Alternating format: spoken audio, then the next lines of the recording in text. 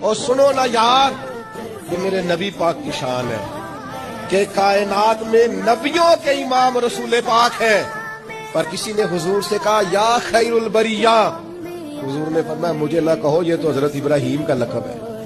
ایک مقام پہ کہا میری اور جناب موسیٰ کی شان کا مقابلہ اس طرح نہ کرانا کہ حضرت موسیٰ کی شان گویا گھٹے۔ رسول پاک نے حضرت عیسیٰ کا مرتبہ بیان کیا، جناب یوسف کا مرتبہ بیان کیا، حضرت صدیق کی شان بیان کی، سیدنا فاروق کی عظمت بیان کی، حضرت عثمان کو حیا والا کہا، مولا علی کی عظمتیں بیان کی، نبی کریم علیہ السلام نے جناب عمار ابن یاسر کی شان بیان کی، ابو عبیدہ بن جراح کو امین امت کہا۔ کریم نے فرمایا بلال کیا عمل کرتے ہو؟ یا رسول اللہ کیا ہوا؟ فرمایا میں نے تو معراج کی رات جنت میں بھی تمہارے چلنے کی آواز سنی ہے۔